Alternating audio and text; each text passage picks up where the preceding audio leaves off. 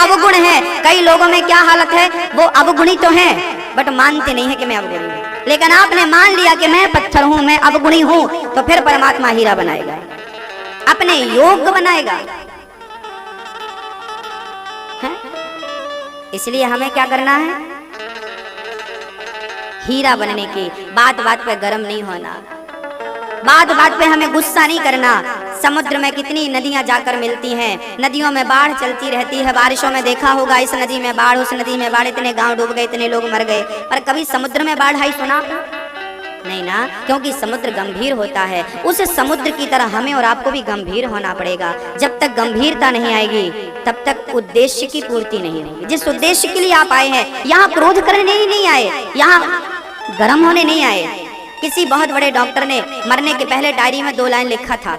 एक बहुत बड़ा डॉक्टर था, उसकी डायरी, जब वो डॉक्टर मरा तो उसकी डायरी करोड़ों रुपया में नीलाम हुई। दवाई की बड़ी बड़ी कंपनियों ने उस डायरी को खरीदा के साथ इन डॉक्टरों ने कोई अनुभव लिखा हो डायरी में, करोड़ों की वो डायरी बिकी। जब खरीदा और पलटाया उसके पन्ने तो केवल 2 बातें लिखी थी। जिस व्यक्ति को स्वस्थ रहना हो, कभी डॉक्टर के दरवाजे नहीं जाना, उनको इन 2 बातों का ध्यान देना होगा। क्या बोले, सिर होना चाहिए ठंडा, सिर हो ठंडा, पांव हो गरम और वाणी हो नरम। सिर हो ठंडा, दिमाग हो ठंडा, वाणी हो नरम और पांव हो गरम। इसका अर्थ यह है कि पांव से चलते फिरते रहो, चलते फिरते रहोगे, काम करते रहोगे, कर्म करते रहोगे तो पांव में गर्मी बरकरार रहेगी, और पांव में गर्मी रहेगी तो शरीर स्वस्थ रहेगा। और पांव तो गर्म होने चाहिए पर दिमाग ठंडा होना चाहिए और वाणी नरम हो। लेकिन लोग उल्टा है, पांव तो ठंडे हैं, सिर गर्म है। एक सज्जन बोले, महाराज जी बड़ी गर्मी लग रही है, कमरे में हमने 2 एसी लगा रखी है फिर भी गर्म है। हमने कहा कमरे में तो एसी लगी है पर दिमाग में तो हीटर जल रहा है, कैसे एसी काम करेगी? तो कमरा ठंडा होना अलग बात है और दिमाग ठंडा होना अलग बात है। तो कमरा बाद में ठंडा करना, पहले क्या ठंडा, दिमाग ठंडा। और दिमाग कैसे ठंडा होगा? जब ये बात हम मान लें कि करते हो तुम कन्हैया, मेरा नाम हो रहा है मेरा आपकी कृपा से। करता कौन है? करता कौन है? अच्छा, आपके घर का करता कौन है? आपके घर का मालिक कौन है? आपके घर का मुखिया कौन है? कौन है? अभी तक जो था वो तो अभी आपने बोल दिया कन्हैया। अभी के पहले क्या था, कौन था? हाँ? कभी कभी ना हम मालिक बन जाते हैं, मैं मालिक हूं। यहाँ अपने मालिक से ऐसी बात करनी चाहिए।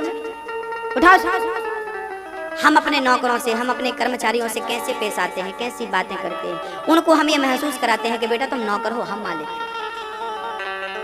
हम उन्हें महसूस कराते रहते हैं, गलत बात है। बड़ा वो नहीं है जो अपने आप को बड़ा साबित करे, बड़ा वो है जिसके हृदय में नम्रता है, मिठास है, जो सबको हृदय से लगाए, किसी को छोटा ना समझे, वो अपने आप बड़ा बन जाता है। उसे कहना नहीं पड़ता कि मैं बड़ा हूं, वो बड़ा हो गया अपने स्वभाव से, अपनी वाणी से, अपनी सोच से, अपनी क्षमता से। हम लोग ना अहंकार पाले हैं ये। अच्छा, हम लोग ना बहुत बड़ा झूठ बोलते हैं। हम लोग 2 तरह की बातें बोलते हैं। हम मंदिर जाते हैं ना तो हम मंदिर में जाकर हमारी दलीलें क्या होती हैं मंदिर की, हम मंदिर जाते हैं तो हमारी दलीलें होती हैं तन भी तेरा, मन भी तेरा, सब कुछ है तेरा स्वामी, सब कुछ है तेरा, तेरा तुझको अर्पण, प्रभु जी का प्रभु जी को अर्पण, क्या लागे मेरा। ओम जय जगदीश। ये दलील है मंदिर के अंदर की। ऐसा लगता है इसके जैसा भक्त पैदा नहीं हुआ। तन भी तेरा, मन भी तेरा, सब तेरा, तेरा तुझको कुछ नहीं। भगवान भी गदगद हो जाते, आहा कितनी बढ़िया स्तुति कर रहा। और जैसे ही मंदिर से बाहर निकला, महाराज ये पूरे प्लॉट मेरे हैं, ये बंगला भी मेरा है, ये पत्नी मेरी है महाराज, ये 2 छोरा मेरे हैं, हाँ ये गाड़ी भी मेरी है महाराज। और वो उस तरफ देख रहे हो, वो मल्टी, वो भी अपने बनवा रखी है, सब मेरा है। भगवान कंफ्यूज अभी 2 मिनट भी नहीं हुआ, अभी कह रहा था प्रभु सब तेरा, तुरंत कहने लगा सब मेरा। भगवान आज तक कंफ्यूज है कि भाई तेरा कि मेरा। इसलिए कृपा नहीं हो रही है, इसलिए भगवत कृपा से वंचित हैं। सिर पे छाता हो ना तो पानी की बूंद सिर तक कहां पहुंचती है? जैसे पानी तो बरस रहा है पर सिर पे छाता हो तो पानी पड़ता नहीं है, ऐसे ही कृपा तो बरस रही है पर अहंकार का छाता ऊपर है, इसलिए भगवत कृपा हम तक पहुंच नहीं रही है। बरस तो बराबर रही है पर अहंकार का छाता, ये अहंकार के शिखर से उतरे तो कृपा बरसे, तो कृपा पात्र बने, उतरते नहीं। एक किसान खेत से आ रहा था, बैलगाड़ी चला रहे थे, छकड़ा, बैलगाड़ी जानते हैं? छकड़ा, बैलगाड़ी पे बैठ के आ रहा था। किसान का पालतू कुत्ता नीचे नीचे चल रहा था। तभी बाजू से गधा निकला। कुत्ते ने कहा, कहो भाई कैसे हो? गधा बोला, मौज में हूँ। तुम सुनाओ कैसे हो? कुत्ता बोला, बाकी तो सब ठीक है पर अभी अभी मालिक ने मेरे कंधों में ये बैलगाड़ी रख दी है तो थोड़ी टेंशन रहती है, बोझ बढ़ गया।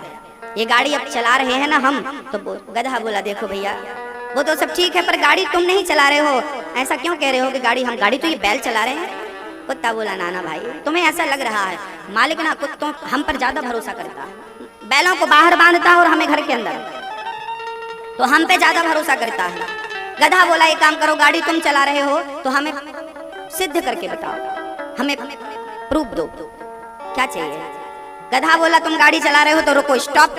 कुत्ता रुका तो गाड़ी, अकस्मात गाड़ी भी रुक गई।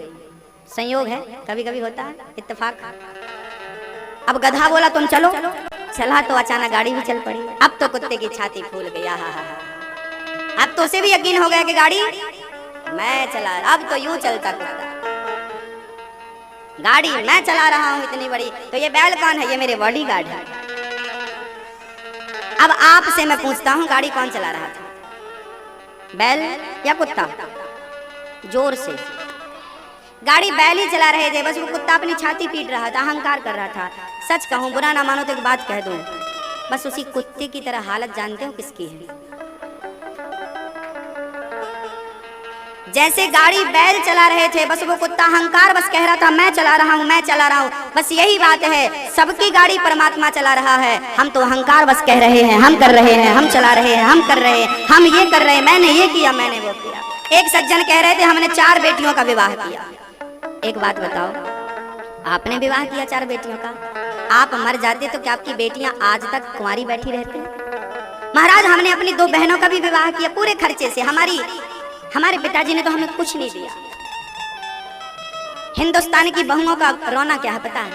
हिंदुस्तान की हर बहू एक ही गाना गाती है, महाराज हमारी सास ने तो चम्मच तक नहीं दिया। किसी भी बहू से जाकर पूछ लो, चाहे वो दिल्ली की हो, मुंबई की हो, मद्रास की हो, बेंगलोर की हो, चेन्नई की हो, उत्तर की हो, दक्षिण की हो, पूरब की हो, पश्चिम की हो, सारी बहुओं का अपनी सास के लिए एक रोना है, महाराज हमारी सास ने चम्मच तक नहीं दिया।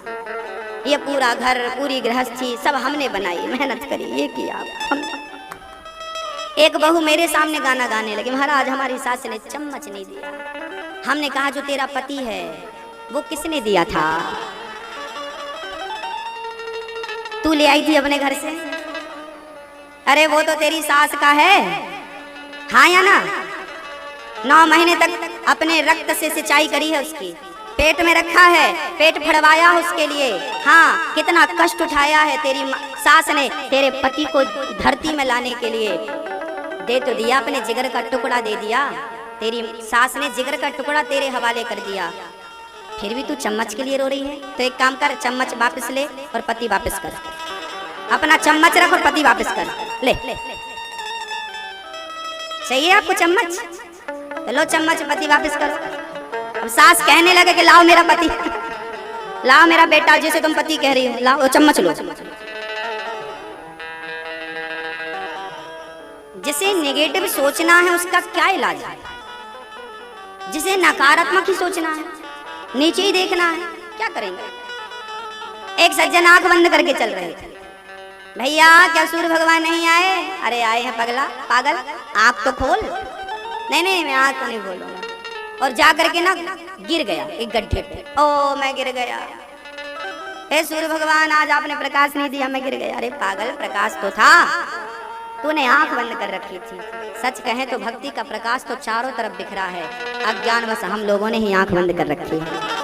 हमें ही कुछ दिखाई नहीं पड़ता, हम ही आधुनिक चीजों के लिए मर रहे हैं। ये मिल जाता, वो मिल जाता, जो कीमती वस्तु है वो दिखाई कहाँ पड़ रही है।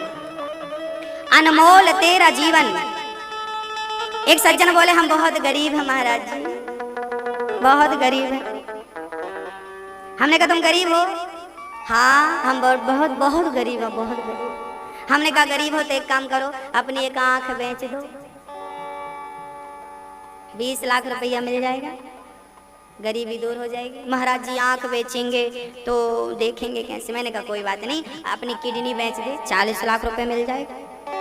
महाराज जी किडनी बेचेंगे तो फिर चलेंगे फिरेंगे, मर नहीं जाएंगे। कोई बात नहीं, अपने हाथ बेच दे, एक हाथ बेच दे, 50 लाख रुपए का बिक जाएगा।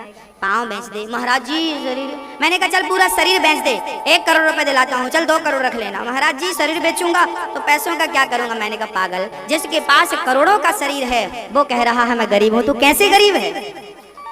आपको पता ही नहीं चला कि आपकी कीमत क्या है। आपको पता है? अच्छा आपको कभी गरीबी सताए तो अपनी एक आंख बेच देना।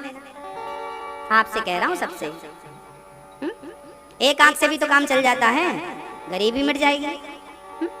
भाई जब मुसीबत का टाइम आता है तो लोग अपनी अंगूठी मंगलसूत्र बेच देते हैं कि नहीं?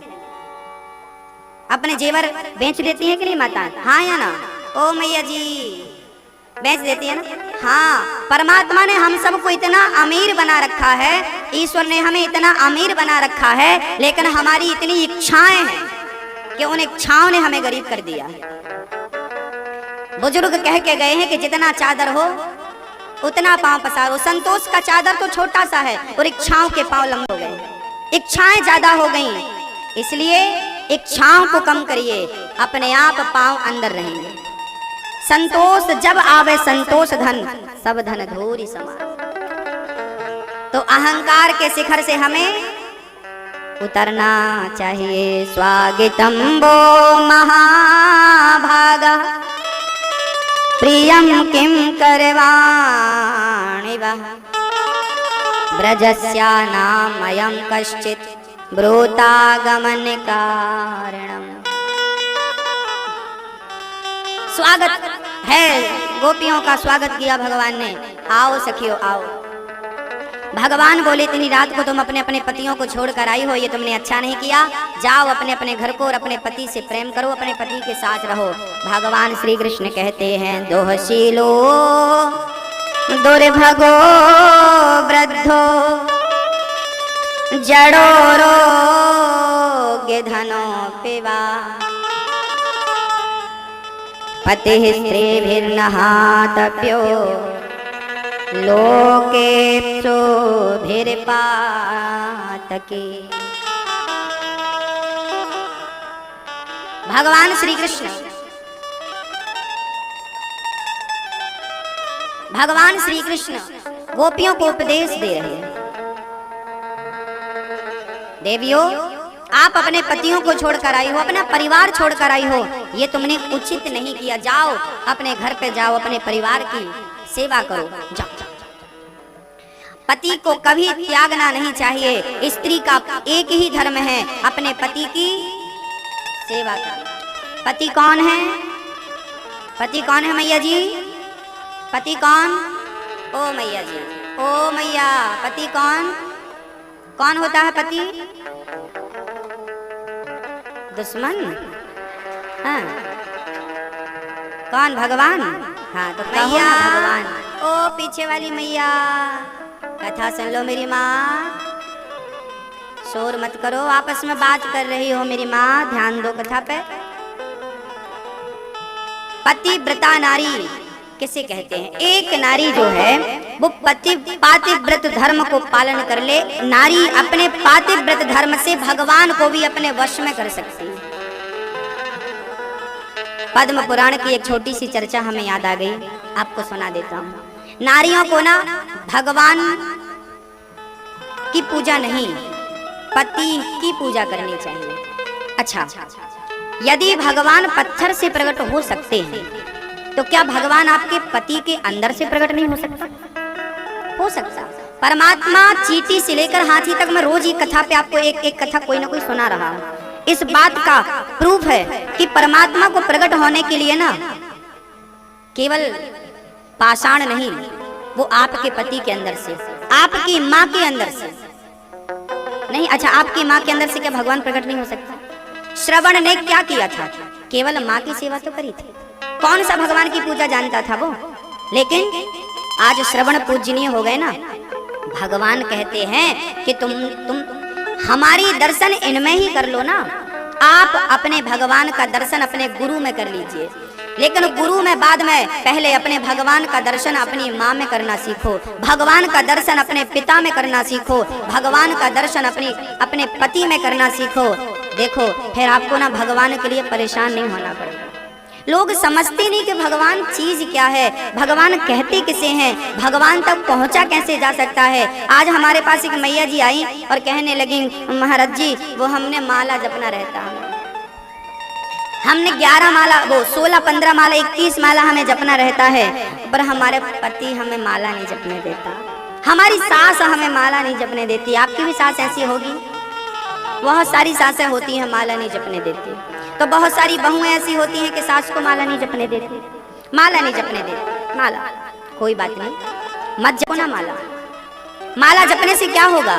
एक मैया जी बोली, महाराज जी अब माला नहीं जपेंगे तो गिनती कैसे पूरी होगी, हमें तो 20 माला करना है।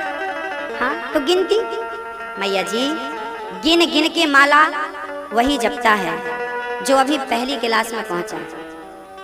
जब बच्चा पहली क्लास में होता है ना, नर्सरी में, तो बच्चे का हाथ पकड़ के लिखवाया जाता है का खा, हाथ पकड़ के। आपने भी अपने बच्चे को पढ़ाया होगा, हाथ पकड़ के लिखवाया कि नहीं? तो पहली बार हाथ पकड़ के लिखवाओ, दूसरी बार लिखवाओ, लेकिन जब वो 10वीं में पहुंच जाएगा तो भी हाथ पकड़ के लिखवाना पड़ेगा क्या? हाँ या ना? वो पहली क्लास का विद्यार्थी था जब हाथ पकड़ के लिखवाया गया था काखा गाघा ABCD। अब बड़ा हो गया, समझने लगा। ऐसे ही माला जप रहे हो, पर गिन गिन के ये 1 माला हो, 2 माला हो, 3 माला हो, 4। नाम 24 घंटे श्वास श्वास में हरि भजो, वृथा श्वास मत खोए, ना जाने से श्वास का आवन होए न। हर श्वास में भगवान का चिंतन हो, काम करते रहो, रोटी बनाते रहो। रोटी बना रही हो, मुंह कहाँ बिजी है? हरे राम राम राम हरे हरे, हरे कृष्णा कृष्णा कृष्णा श्री कृष्ण श्री कृष्ण। रोटी बन रही हो, श्री कृष्ण चल रहा है। बताओ समय का सदुपयोग हुआ कि नहीं? आटा गूंदती है माताएं, गूंदते रहो, पर हरे कृष्ण पोंछा लगाते रहो, झाड़ू लगाते रहो, बर्तन धुलते रहो, कपड़े धुलते रहो। घर गृहस्थी का काम छोड़ना नहीं, सारा काम करना है, लेकिन काम करते हुए वहां पर बैठ करके कृष्ण को याद करना। क्या करना? नाम जपना। उनका नाम जिन्होंने हमें अनगिनत दिया है, उनका नाम गिनने की क्या जरूरत है? इसका अर्थ ये ना समझ लेना कि अब हमें माला नहीं करनी। ना ना, माला तो करनी है, पर ये चिंता नहीं करनी कि कितने माला हो गए। माला पकड़ो, हरे राम की माला जपो, श्री कृष्ण की माला जपो, और इसके बाद फिर श्री कृष्ण चलते फिरते जपते रहो। एक ग्वालिन थी, दूध बेचा करती थी। अचानक पीछे से लोग दौड़े, ए ग्वालिन जरा रुकना, वो हमें दूध चाहिए 1 लीटर 1 किलो। हाँ ये लो, ये दूध दिया, पैसे लाओ, पैसे लिया, दूध देती पैसे लेती, दूध देती पैसे लेती। तभी एक आदमी दौड़ा आया और उसने जब आकर कहा हमें दूध, अच्छा। उसको देख के वो ग्वालिन मुस्कुराई और उसे ना सबको नाप के दूध देती थी। और उसका क्या किया, उसका लोटा पकड़ा और लोटा पूरा दूध से भर दिया और दे दिया। वो पैसा देने लगा तो मना कर दिया। ग्वालिन बोली हम आपसे पैसा नहीं लेंगे। तभी एक महात्मा जी वहां पर माला जप रहे थे, वो भी गिनती कर रहे थे।